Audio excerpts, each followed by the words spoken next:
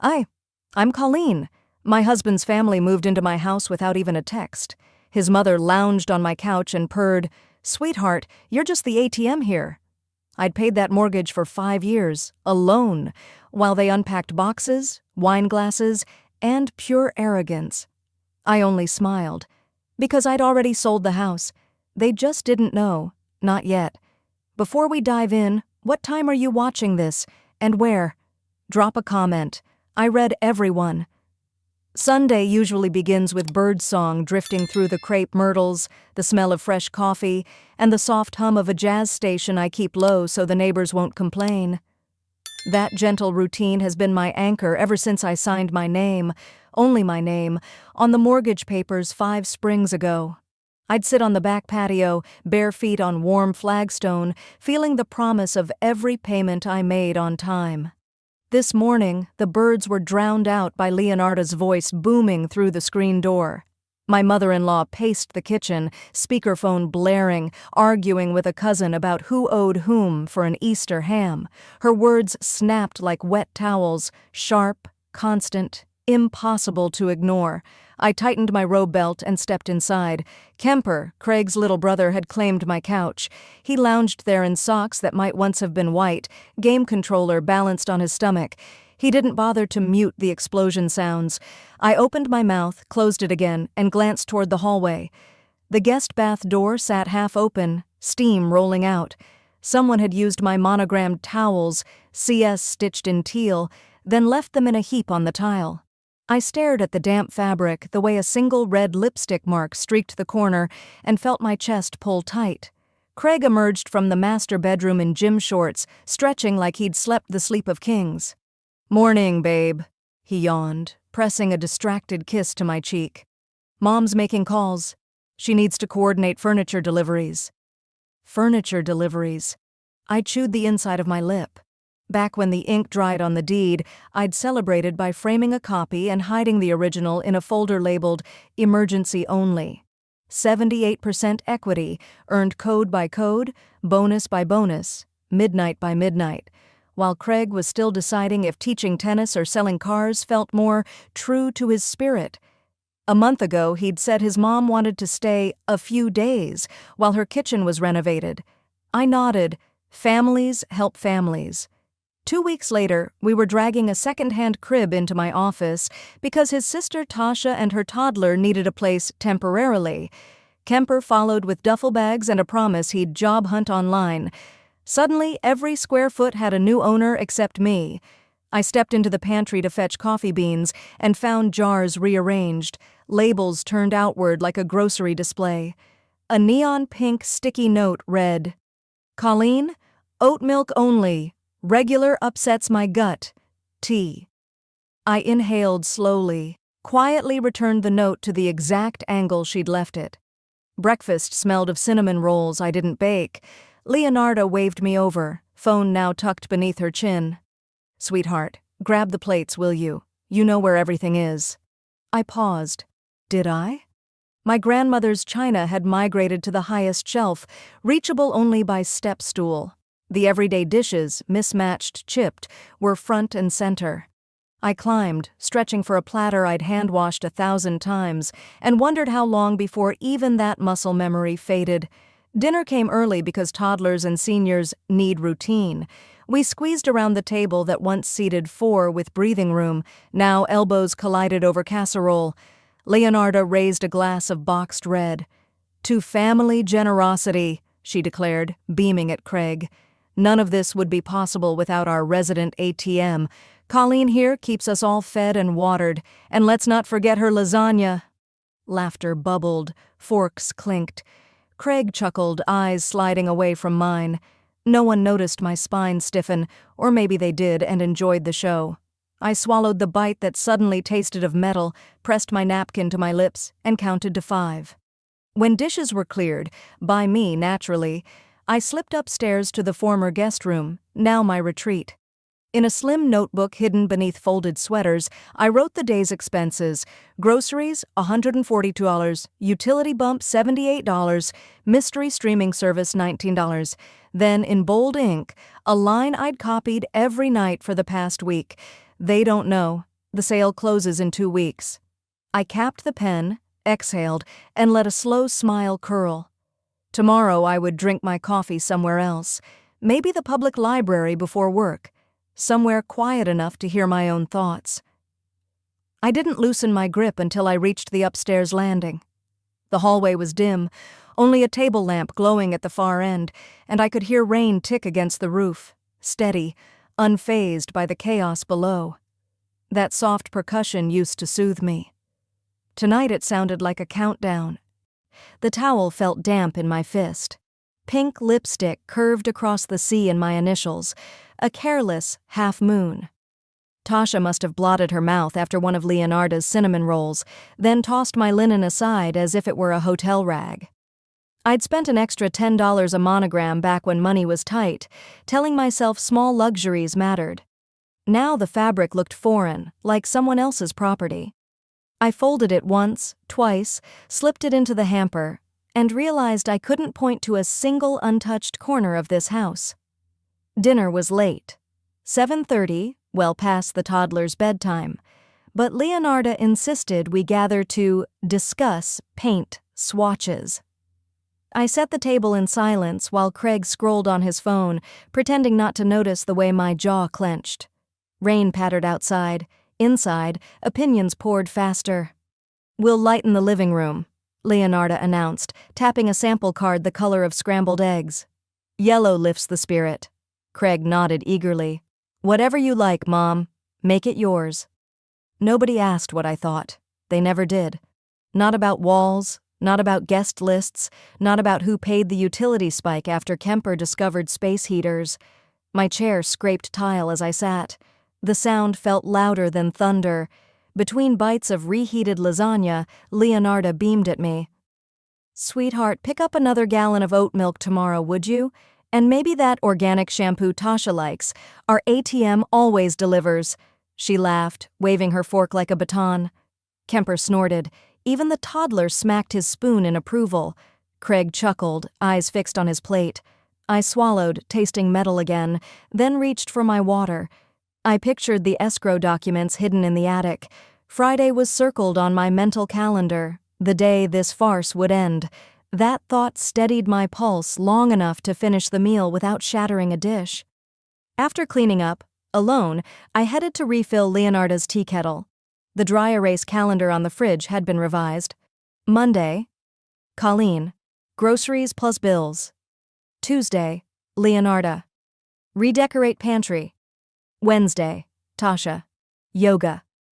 A smiley face next to my name, as if debt service were a hobby. I wiped the marker off, leaving a smudge, and walked away. Voices drifted from the living room. Craig was on speaker with his cousin Brent.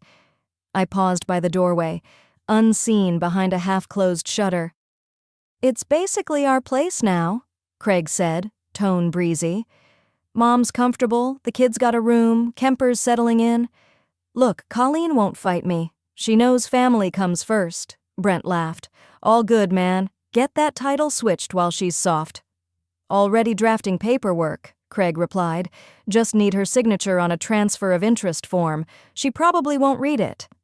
My ears rang. The couch, the mortgage, the roof. Mine. And he planned to hand it over like a birthday card. I stepped back, toes curling against hardwood. Dad's voice surfaced, as clear as if he stood beside me. "People will test you in silence, Colleen. Don't let your quiet become their comfort." I hadn't heard him in years, not since the hospital smell of rubbing alcohol and lemon wipes. Tonight, his words echoed so loudly I half expected Craig to glance up, startled. I waited until the call ended, then climbed the attic ladder, mind buzzing. Dust scented the cramped space, but the manila envelope sat where I'd tucked it under an old blanket. Property, Colleen only. I slid out the paperwork, sale confirmation, wire instructions, closing statement. Friday 9 a.m. Sharp, lightning flickered through the vent slats, illuminating my signature. Full, confident strokes I barely recognized as mine. An involuntary smile spread, not a happy grin.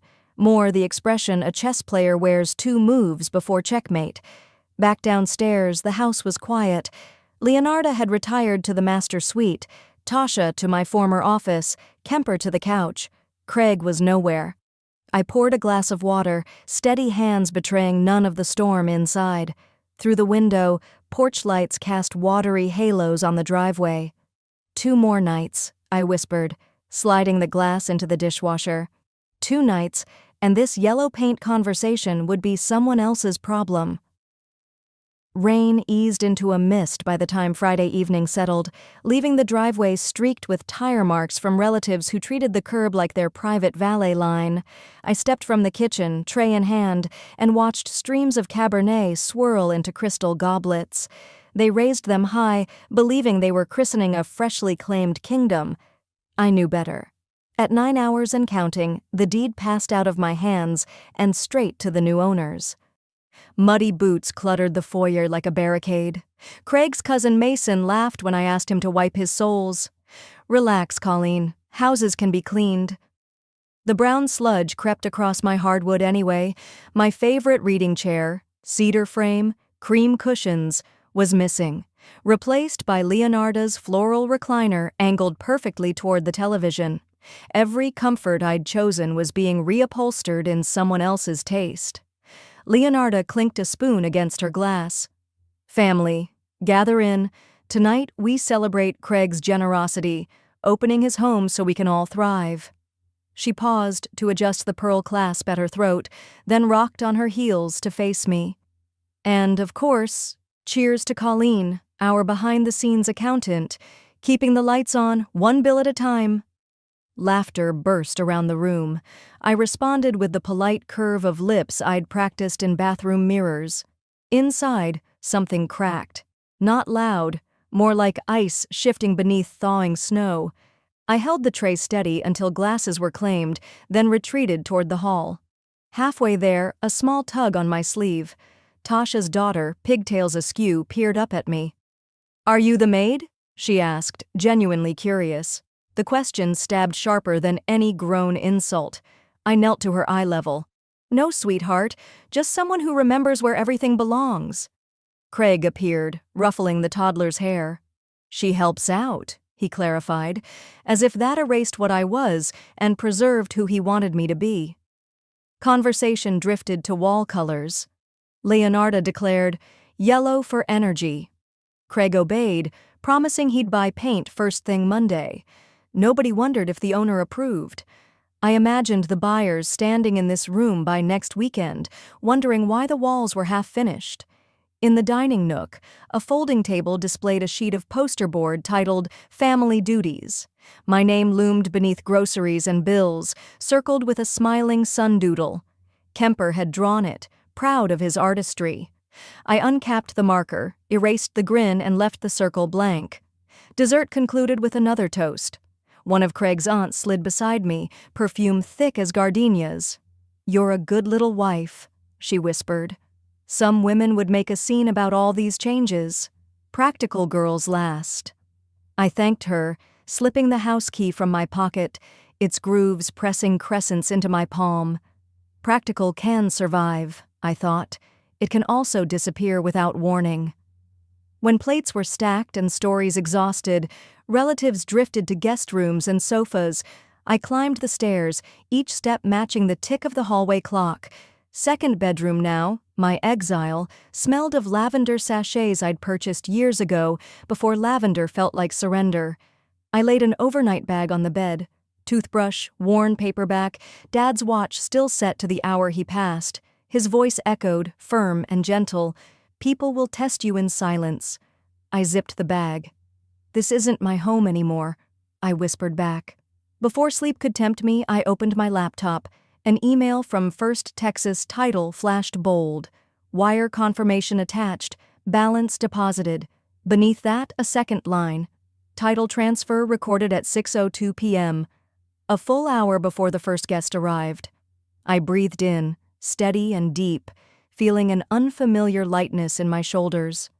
Downstairs, Leonarda's recliner squeaked, then settled. The house exhaled with her snores. Rain began again, soft taps against the attic vent. I stood at the window, watching streetlights reflect on wet asphalt, and waited until a pair of headlights crawled past. Tomorrow's moving crew scouting the address. right on schedule. Dawn crept in behind a veil of low clouds, the air smelling of wet cedar. I'd slept less than 2 hours, hovering at the attic window while twin beams swept the cul-de-sac, paused at my mailbox, then backed away. Confirmation. The moving crew had found the address. At 7, I brewed coffee, the quiet drip a metronome to my thoughts. Boxes marked in red sat stacked near the garage door. Everything that was mine and nothing more. Tax files, a handful of clothes, Dad's watch, the towel without the lipstick, and the tiny jade plant that had survived 3 winters on the sill.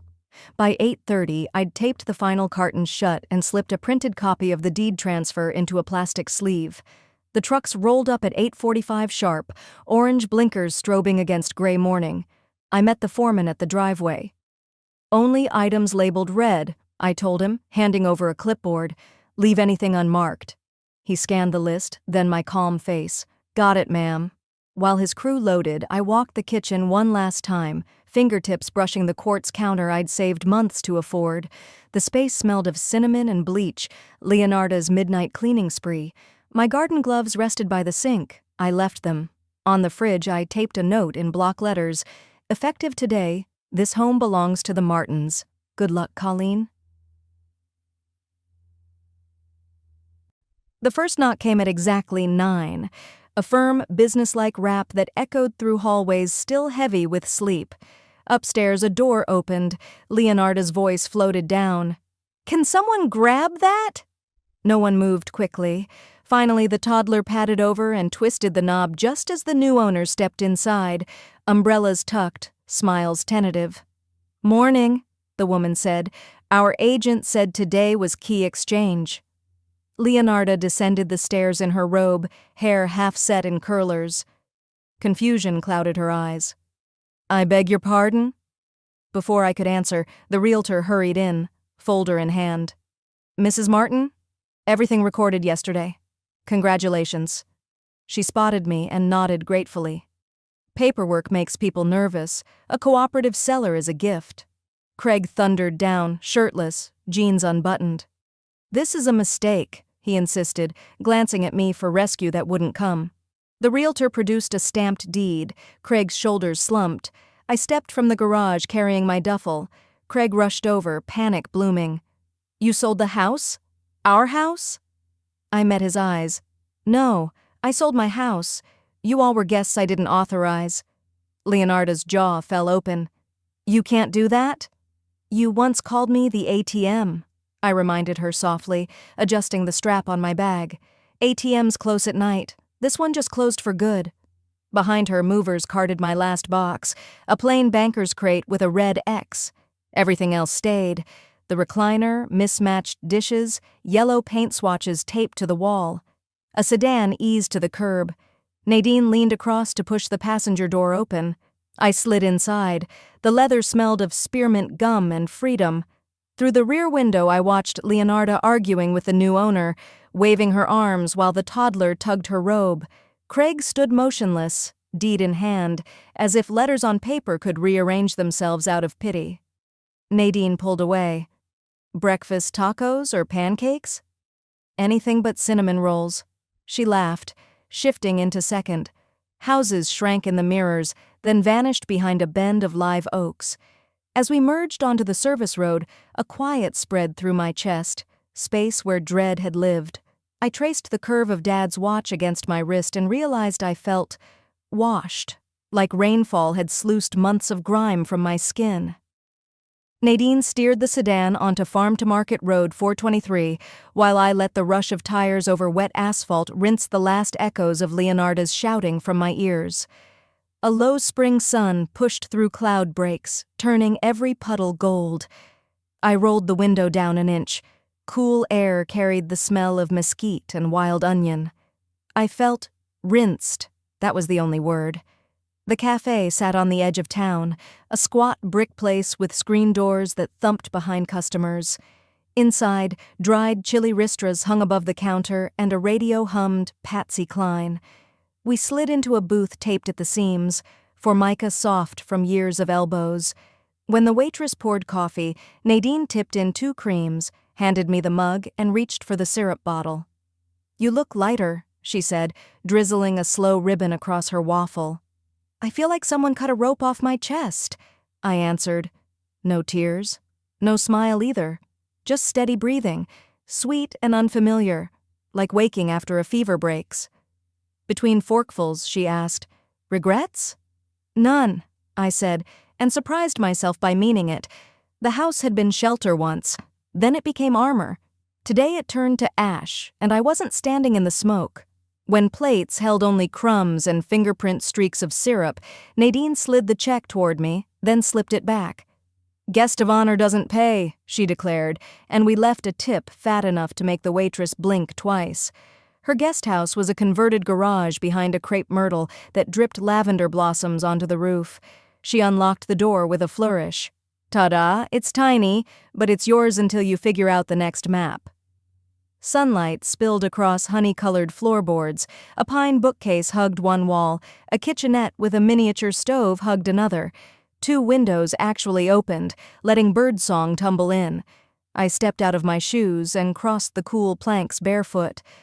"I don't need much," I said, toes curling against the grain. "Just space. And peace." A cardboard box labeled red waited on the love seat. I lifted the lid and pulled out Dad's watch. The second hand ticked steadily, unbothered by the upheaval. Time keeps its own counsel. While Nadine returned to her place for towels, I sat up at the small desk tucked under the window. My laptop woke with a familiar chime. One click into my bank portal showed a string of zeros: house money, safe, and whole. I opened a new account under Colleen Stanley Living Trust, transferred half, and set alerts no one else could touch. Then I named a spreadsheet life budget for me and typed the first line item, rent to Nadine. Fair market rate, no favors. An email icon flashed. Subject line, RE, preliminary filing options. I left it unread for now. The lawyer's face resurfaced in my thoughts. Sharp bob, sharper eyes. A week before the sale, I'd sat in her downtown office, hands damp, explaining that I wanted a safety net in case Craig pushed for community property. Ms. Benitez had tapped her pen. "You're preparing for divorce," she said, voice flat but not unkind. I'd shaken my head then. "Not yet." She slid 2 sets of papers across the desk anyway, one to close the sale, one that would dissolve the marriage and freeze assets on my side. "Sign when you're ready. I'll wait." I minimized the budget sheet and opened my messages just as the phone buzzed. Craig. The preview banner read, "You blindsided me. You embarrassed the family. Answer." I stared until the screen dimmed. Another text followed. "We could have worked this out if you'd warned me." I whispered into the quiet room, "You never asked." Thumb pressed block, and his name vanished like chalk under rain. A soft knock at the open window made me jump. Nadine held out a vase of azaleas. "For the new place," she smiled. When she left, I finally clicked Ms. Benitez's email and hit reply. "Ready to proceed. Financial separation papers signed. Documentation attached." Subject line populated itself. Property and marriage. I pressed send. The cursor still blinked when a firm rap came at the front door. 3 measured taps, not Nadine's light knock. My heartbeat ticked in sync with Dad's watch as I rose to answer, wondering who had traced me here so soon. The tap at the door was polite, almost hesitant, nothing like Craig's heavy-handed pounding or Leonarda's impatient buzz. I crossed the kitchenette, switching my laptop screen to sleep as I went. Outside stood a man in a navy jacket, clipboard tucked beneath one arm, rain still peppering the brim of his cap. "Colleen Stanley?" "Yes." "Courier delivery, financial correspondence, signature please." He slid a tablet forward. The stylus felt cool against my fingertips. The name I wrote came out steady, no tremor. He offered a brown envelope thicker than a utility bill, thinner than a catalog. By the time I thanked him, he was already shifting gears in his van, taillights dissolving into drizzle. Inside, I sliced the flap with a butter knife. A cover sheet stamped urgent framed my name in bold letters. Beneath it, a packet of pages, revised mortgage ledger, notarized 6 weeks earlier, and 2 wire confirmations flagged by the bank's fraud department. My eyes snagged on the first signature. It looped like mine, but the C curled inward too tightly, the S flattened on the tail. Close enough for a glance, wrong enough for a microscope. A pulse thrummed in my ears, but panic stalled at the threshold. Training kicked in. Years of auditing spreadsheets taught me that numbers tell stories louder than voices. I reached the desk, retrieved my legal folder, and placed the forged document beside the genuine deed from 3 years back.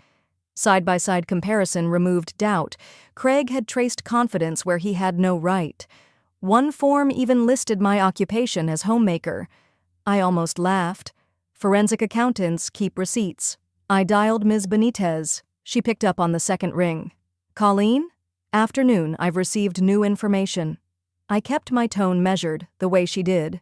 A refinance I never signed, withdrawals tagged as wire transfers. She hummed, the sound of someone already pulling down a reference book. Forgery, possibly identity theft. Do you want to move now? Not yet, I said, sliding the papers into a fresh folder labeled Misuse. But document everything. I need a full file when the time is right. Understood. Send scans tonight. We'll timestamp. I hung up, opened the laptop, and logged into every shared account. Charges stacked like dominoes, $4,300 to bail bonds, merchant code, legal services. 3 Home Depot orders post-dated after I'd left, totaling $2,000. A pair of ATM withdrawals near a casino in Durant. I exported statements, color-coded entries, printed in triplicate. New folder, entitlement. Evening shadows stretched across the floorboards when Nadine returned, grocery bag on her hip. She paused at the printer's hum, eyes widening at the paperwork fortifying around me. Building a fortress? Blueprints, I corrected, feeding another sheet through the scanner. If I don't map every dollar, they'll claim the trail never existed. She set oranges on the counter. Or you'll map it so well they can't take another step. A buzz vibrated the desk. Unknown number. I let voicemail grab it, but a text followed instantly. Hey, thanks for covering bail again. You're the best. Brent. My stomach clenched. Not fear, recognition. Brent was Craig's cousin, the one who thought speeding tickets were optional suggestions. I sank into the chair, rereading the message while the printer spat his receipt into my hand. I opened contacts, created a group labeled Evidence, stored the screenshot, and flagged the transaction. Dad used to say, when someone shows you their math, check the decimal. Brent had moved the decimal all the way into my pocket. Dusk bled into night. I numbered folders. 1. Forgery. 2. Misuse. 3. Bail. By the time I reached the last page, crickets were serenading the guest house and the clock read 11:12. My shoulders ached, yet a sharp clarity kept me upright. They'd hoped to bury me under confusion. Instead, they'd given me shovels to excavate their lies. I paused, breathed, then dialed the non-emergency line for Plano PD. When an operator answered, I introduced myself calmly. I have a question regarding forged mortgage documents and unauthorized wire transfers. Could you direct me to the appropriate department? Financial Crimes Unit, she replied. Do you want to file a report this evening? Not tonight. I just need to understand the statute. While she explained, my pen flew across a legal pad, dates, codes, contact names. When we ended the call, I pressed the pad flat, the ink still drying, and stared at the header. Definition of forgery. Texas Penal Code. The morning after the courier delivery, I left Nadine's driveway before sunrise, legal folders buckled in the passenger seat, engine humming like I might outrun doubt. Plano's public library opened at 8, the glass doors still fogged from overnight cleaning when a staffer waved me toward a small study room. Inside waited Officer Joel Ramsey, plain sport coat, graying temples, a face creased more by patience than age. He rose, shook my hand, and closed the door behind us. I lined 3 folders across the table. Misuse, forgery, entitlement. Paper fanned like playing cards. Ramsey rested his palms flat, eyes scanning, but he didn't uncap a pen. I'm not filing a formal complaint yet, I began, voice low so it wouldn't echo in the hush of reference shelves outside. I need to know whether what my husband did is criminal or just unethical. Ramsey slid the top page free, a refinance agreement. He traced the forged signature, then read aloud the occupation listed. Homemaker. An eyebrow twitched. That true? Forensic accountant, I answered. 8 years, licensed. He flipped to the wire receipts.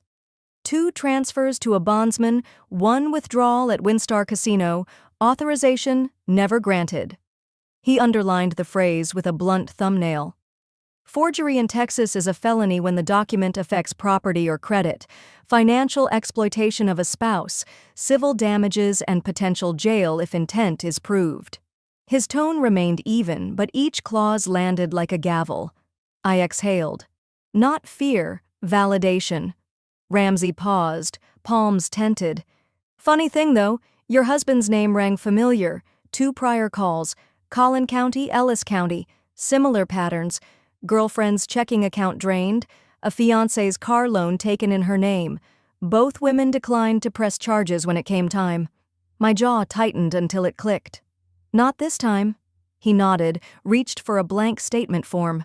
Filing, even if you don't prosecute yet, creates record, stops him claiming misunderstanding later. I studied the form, pages crisp as winter air. I will file, I said, sliding it back.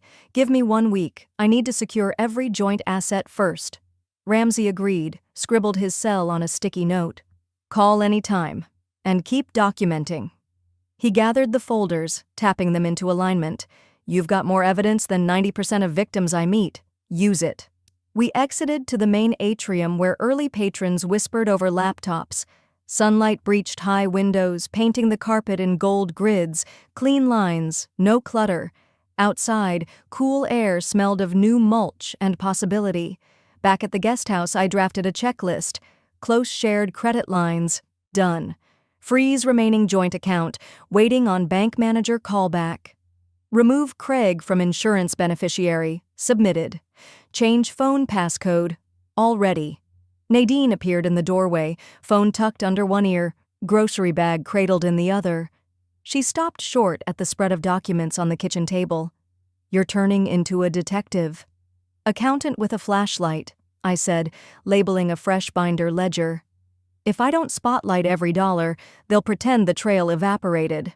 Or you'll light up their whole scheme, she countered, unloading apples into a bowl. Torch and truth are cousins. Her words warmed me more than the coffee cooling at my elbow. Yet adrenaline kept my hands moving. Hole punch, add tab, cross-reference. When the binder snapped shut, I finally noticed my phone vibrating. Unknown number. Probably Brent fishing for bail money again. I silenced it, but a text preview flashed. Thanks for covering bail. Couldn't have done it without you. I captured a screenshot, filed it under evidence, and blocked the number. Dad's old saying surfaced, liars leave footprints, even on carpet. All I had to do was dust for prints. Evening painted the windows violet when my laptop chimed, new email. Subject, Texas Family Court Notice. My breath stalled until I opened it. Craig had filed for divorce, listing grounds, abandonment of marital home, dissipation of communal assets. He requested spousal support. A laugh escaped, short, incredulous. Nadine looked up from slicing peppers. I turned the screen so she could read. He thinks if he strikes first, he controls the story, she said. Then we'll answer with the facts, I replied, reaching for the phone. Ramsey's sticky note glowed under the lamp. Tomorrow his department would have my formal report. Tonight I typed a reply to Ms. Benitez, attaching the petition. Subject, plaintiff's filing. Immediate response required. Nadine found me on the back porch, dawn light catching steam from my coffee. She slid a certified envelope across the table, her expression somewhere between pity and respect. It's from Craig. I cracked the seal with my thumbnail and read in silence. Petition for dissolution. Grounds, abandonment, marital waste, emotional distress. He portrayed himself as the wronged husband tending to a grieving mother. In his story, I was a reckless spouse who ran off with significant joint assets. I noticed how he positioned those words, like I'd cleaned out a safe while he slept, instead of selling a house that never belonged to him. I set the papers down, exhaled through my nose, and walked into Nadine's tiny herb garden. Mint brushed my ankles. The scent cleared the fog in my head. He still thought the battlefield was opinion. Mine was evidence. "He's playing theater," I muttered, tracing the rim of an old clay pot. But I wrote the script. By 9, I was on the phone with Ms. Benitez. Her greeting carried the same crisp authority as ever. "We expected a swing," she said after skimming the PDF I forwarded. "He's alleging you looted community funds." "Then we respond with receipts," I replied. "Everything's time-stamped." She proposed voluntary mediation. "We present first, corner him before court gets expensive." I agreed, asked for the earliest slot. She secured next Tuesday. 6 days, enough to tighten bolts one last turn. Those days blurred into purposeful motion, closing the last joint card, moving my paycheck to the trust, downloading every email between me and the title company. The napkin with my initials stayed on my desk, a quiet metronome reminding me why details mattered. The mediation office looked like any suburban suite, taupe walls, framed prints of sailboats that never leave shore. Craig arrived in a tailored blazer I'd never seen, smiled as though greeting a neighbor. His lawyer, a man with slick hair and louder cufflinks, did the grinning for both of them.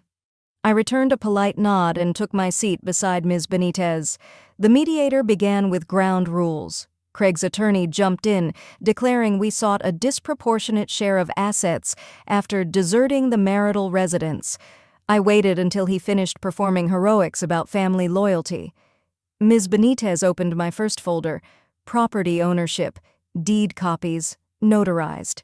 Next, signature audit, side-by-side comparisons proving forgery. Wire transfers followed, highlighted in neon. The cufflinks stopped jangling.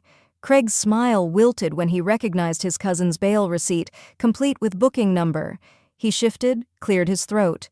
His lawyer asked for a break. The mediator denied it, citing momentum. I reached into my briefcase and laid the cloth napkin on the table, monogram facing Craig. Slowly, I folded it into a neat square, the same way Leonarda had demonstrated proper hospitality. "This," I said softly, "is the last object that ever had my name inside your mother's house."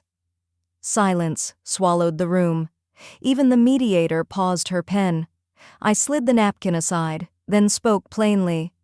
"You told the court I drained funds. Here are bank logs showing deposits, not withdrawals. You claimed abandonment. Here's a timeline proving you'd filed fraudulent loans before I moved out. Today I'm offering an equitable split of legitimate marital property. Nothing more, nothing less."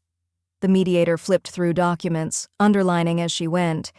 Given the evidence, Mrs. Stanley's actions align with asset protection. Allegations of abandonment lack factual basis. She turned to Craig's counsel. "Would your client like to adjust his position?" Cufflinks whispered together while he conferred with Craig, who now stared at the napkin as if it might sprout claws. He finally murmured, "We'd like a recess." Ms. Benitez checked her watch. 10 minutes. We stepped into the corridor lined with muted carpet. Ms. Benitez murmured, "They'll fold. Too much liability." I nodded, knuckles loose for the first time all week. When we returned, the mediator cleared her throat. "Any final comments before we draft provisional terms?" she asked. Craig opened his mouth, but I raised a hand, gentle, decisive. "I have something," I said, eyes steady on the mediator, not on the man who once believed I'd sign anything he slid across the table. The mediator asked if I had any final words. I did, but they weren't for Craig. I turned my head, not to look at him, but just to exhale. The sound of my breath filled the stillness of the room like a quiet punctuation mark. Then I stood, gathered my folders, and walked out. I didn't look back, not when the mediator called for a recess, not when Craig muttered something to his lawyer, and not when Leonarda's heels clicked after me down the hall. 7 days later, the ruling came in, clean and final. The court acknowledged everything, Craig's financial misrepresentation, the attempts to shift blame, the falsified abandonment claim. Most importantly, the judge declared the home belonged solely to me. The sale of the property, initiated months before Craig filed anything, was lawful, well-documented, and beyond his reach. His last move had collapsed under its own arrogance. Leonarda tried to speak in the courtroom, of course. She stood up mid-sentence from the back bench, arms flailing as she began, "Your Honor, I think you should know—" But the judge's voice cut sharp through the room. "Ma'am, sit down. You're not a party to this proceeding. One more word and you'll be escorted out." I didn't smile. I didn't smirk. I simply stood, nodded to Ms. Benitez beside me, and walked calmly out into the overcast morning. 2 days later, I stood across the street from the house. It wasn't mine anymore, not legally, not emotionally. But I had returned to see the exit, the real one. The moving trucks were already there, pulled into the curved driveway that used to lead to our garage. A pair of movers, mid-30s, casual uniforms, half-amused expressions, hauled out box after box marked Craig Office and Leonarda Kitchenware. It looked orderly, almost like any other move in the suburbs, but I knew what it really was. It was an eviction. Craig was crouched near the porch, holding his phone up to his ear, probably trying to negotiate storage space he never thought he'd need. Leonarda stood with crossed arms, barking orders to the movers and glancing nervously toward the curb. She looked like a woman watching her illusion dissolve. I stayed on the sidewalk, hands in my pockets, wrapped in the same gray cardigan I'd worn the day I left this house. Funny how something simple can become symbolic. I didn't cross the street. I didn't need to. One of the movers emerged holding a plastic bin, transparent, with a blue lid. Inside were kitchen towels, old oven mitts, and fabric napkins I had collected over 20 years of holidays, baby showers, and quiet Sunday dinners. I stepped forward then, only then. "Excuse me," I said gently. "That napkin, right on top, the embroidered one. Could you set that aside?" The man paused. "This one?" He held it up, cream-colored, neatly folded, the stitching just barely visible in the morning light. C. Stanley. "That's the one," I said, walking up to him. "I'll take it." Leonarda rushed over, her tone tight. "You don't need that napkin. It's just old junk. Let it go, Colleen." I didn't even look at her. I took the napkin from the mover, brushed a leaf off its corner, then turned slightly so she could hear me. "You're right. I don't need anything from this place." I folded it in half, then again, carefully, and slipped it into the inner pocket of my purse. Craig finally looked over from his frantic call. "Colleen," he called out, stepping toward me. "We could have figured this out differently. You didn't have to go this far." I turned toward him just enough to meet his eyes. Calm. Final. "You already did." And I walked away. It was over. 2 months passed. I settled into a small 2-bedroom townhouse near Portland, modest, nothing fancy. Just quiet, with tall trees nearby and a kitchen that smelled of warm maple cabinets and fresh coffee. That morning, Nadine came over. She brought fresh bagels and a folded copy of a local newsletter with a circled article about women reclaiming their lives post-divorce. "You ready to go public?" she asked, sipping from the mug I'd handed her. I smiled. Not the bitter kind. A real one. Steady. "Not yet. I'm ready to live first. Then, maybe." She nodded. After she left, I stayed in the kitchen, humming softly to myself as I wiped the counter. Then I opened the drawer beneath it, my new napkin drawer. Inside were only a few neatly folded cloth napkins, and one, right in the center, embroidered with a name I no longer used, but one I had earned the right to protect. Ma Colleen Stanley. I placed it down gently, not to honor the past, but to remember. I had survived it. Sometimes the most powerful sentence isn't said in court. It isn't written in a ruling or shouted in a fight. It's what you leave behind, and what you choose to take with you.